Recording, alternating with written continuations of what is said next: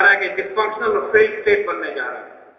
یہ کہا جا رہا ہے کہ یہ ملک آئندہ آنے والے دور میں تقسیم ہو جائے گا، اس میں نہ حکومت ہے، نہ ریاست ہے، نہ آئیڈیالوجی ہے، نہ معیشت ہے، نہ دفاع ہے۔ یہ بات کی جا رہی ہے کہ اس وقت پاکستان دشمن چاروں طرف سے اس کو گھیر چکے ہیں۔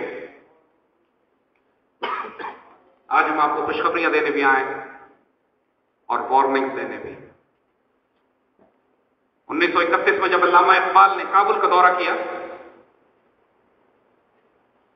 تو اس وقت کابل کو حکمرانوں کو جا کے انہوں نے جو نصیحت کی تھی، ای دیگر دنائے راز آیت کے نہ آئے، ای فقیر پاس آیت کے نہ آئے، دوبارہ یہ راز جاننے والا آئے گا یا نہیں آئے گا، تمہیں یہ باتیں بتانے والا شاید دوبارہ لوٹ کے نہ آئے، ہوش سے کام لینا، کیونکہ تاریخ لکھی جا رہی تھی اس وقت۔ یاد رکھیے گا کہ مدینے کے بعد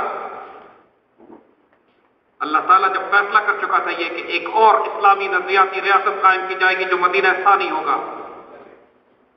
تو اس کے بارے میں پہلی خوشخبری ہم کو علامہ اقبال کی زبان سے اللہ تعالیٰ 1930 میں دے چکا تھا۔ 1400 سال کی مسلم تاریخ سامنے رکھیے گا۔ ایک وہ وقت کہ جب حجاز کی سرزمین سے نکلنے کے بعد، اور اسی حجاز کی سرزمین سے ہماری خوش نصیبی کے آج ہم یہاں موجود ہیں، اللہ کا احسان کس نے ہمیں توفیق دی یہاں پر آنے کی۔ اس حجاز کی سرزمین سے جب قافلہ حجاز نکلے تھے، جب مسلمان فوجوں کی شمشیریں باہر آئی تھی قیصر و کسریٰ سے ٹکرانے کے لیے، تو اس وقت چند سال کے عرصے میں مسلمان تہذیب چین سے لے کر یورپ کے ساحلوں تک جا کر پھیل گئی۔ وہ ایک غیر معمولی رومانٹک دور تھا۔ یہ وہ وقت تھا کہ دنیا کی بڑی بڑی طاقتیں مسلمانوں کے جلال اور جمال سے گھبراتی تھیں۔ آنکھیں خیرہ تھی انسانیت کی، ایسی تہذیب کہیں نہیں دیکھی گئی کہ جہاں پر اتنی بڑی سلطنت کے خلفاء، ان کے عدل کا عالم یہ تھا کہ خلیفہ راشد سے ایک بڑھیا پوچھ سکتی ہے کہ عمر آپ کے پاس 2 چادریں کہاں سے آئیں جب ہم سب کو ایک چادر ملی۔ جب امیر المومنین مقدمہ ہار جاتے ہیں جج کے سامنے اس لیے کہ گواہی کے طور پر ان کے بیٹے اور غلام کی گواہی قبول نہیں کی جاتی اور ایک یہودی مقدمہ جیت جاتا ہے، اور یہ وہ وقت تھا کہ جب اسلامی سلطنت ختم نہیں ہوتی تھی، حد نہیں تھی کوئی ان کی۔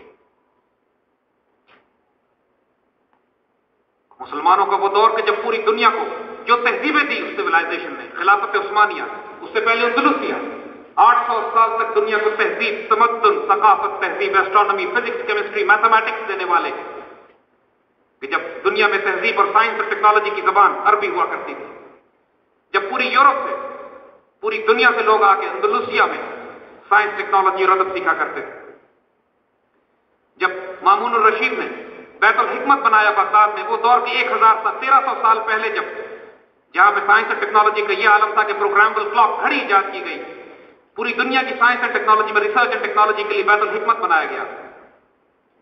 دنیا مسلمان علاقوں میں آتی تھی، عربی سیکھتی تھی۔ اس وقت آج کی دور کی جدید تمام اصطلاحیں جو آپ دیکھتے ہیں، science, technology, astronomy, navy, warfare اور میڈیسن کے تمام مسلمانوں کی ایجاد تھی۔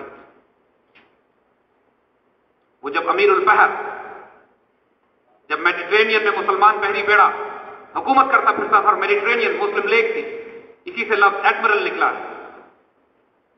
جب وہ اطلس، وہ کپڑا جس کے اوپر مسلمان نقشے بنایا کرتے تھے، بعد میں ایٹلس بن گیا۔ وہ جبرالٹر کی اسٹریٹ جو آج جبرالٹر کہلاتا ہے، وہ جبل الطارق ہے جہاں مسلمان سپاہ سالاروں نے اپنی فوجیں اتاری، اور مارسیلس کی پورٹ جو فرانس میں آپ دیکھتے ہیں، مارسیلی کی وہ پورٹ جہاں مسلمان تاجر آ کے لنگر انداز ہوا کرتے تھے یورپ کے جنوب پہ۔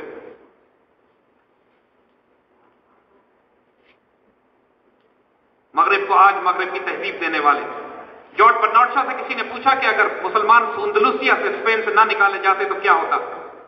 کہنے لگے یہ ہوتا کہ مسلمان چاند پر 100 سال پہلے پہنچ جاتا۔ یہ وہ تہذیب جو شان سے پوری دنیا میں نکلی، وہ تہذیب جس میں ایسے ایسے ہیرے پیدا ہوئے کہ ایک طرف سیدنا خالد بن ولید، سعد بن ابی وقاص، عمر بن عاص پوری دنیا کو فتح کرتے ہوئے آگے بڑھ رہے تھے، اور دوسری طرف طارق بن زیاد 12,000 کے لشکر کے ساتھ اپنی کشتیاں جلا بیٹھتے ہیں اندلسیہ اور یورپ میں اترنے کے بعد کہ واپس لوٹ کے نہیں جانا۔ یہ غازی، یہ تیرے پرسرار بندے جنہیں تو نے بخشا ہے ذوق خدائی، تو نیم ان کی ٹھوکر سے صحرا اتریا، سمٹ کر پہاڑ ان کی ہیبت پھرائی۔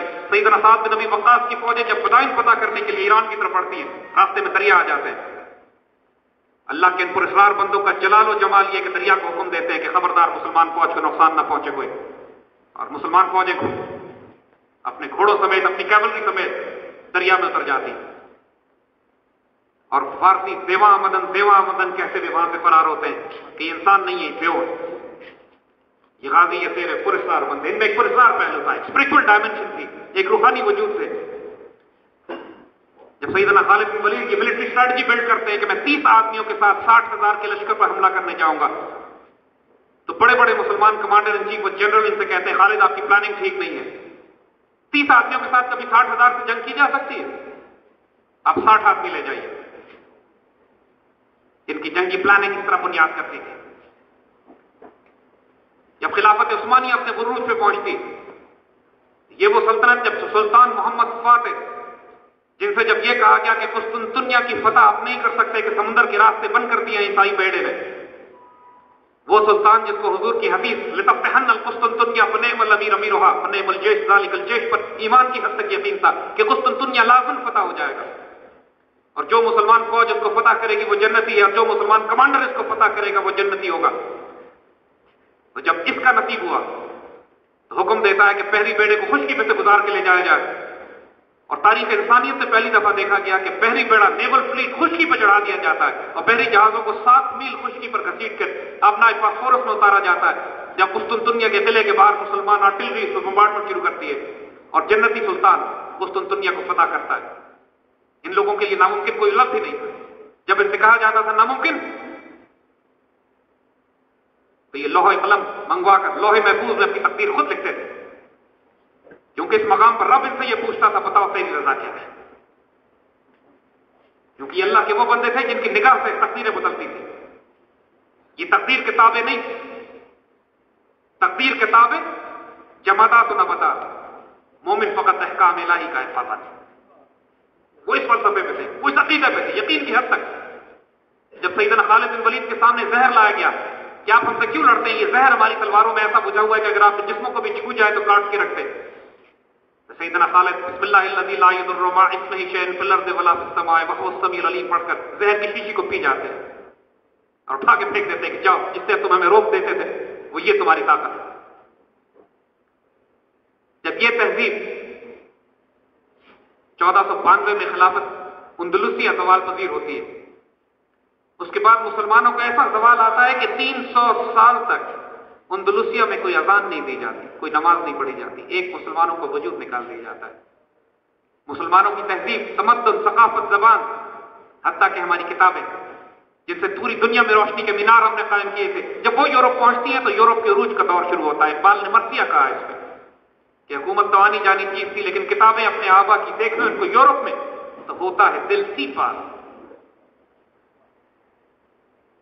खिलाफत उस्मानिया का उरूज, जलालो जमाल 18वीं सदी के आसपास जब वो ज़वाल पजीर होता है तो हिंदुस्तान में दूसरी मुसलमान मुगल हुकूमत सल्तनत मुगलिया भी ज़वाल पजीर होती है। 1857 के बाद तो मुकम्मल तारीखी और 1924 के बाद तो मुकम्मल अंधेरा।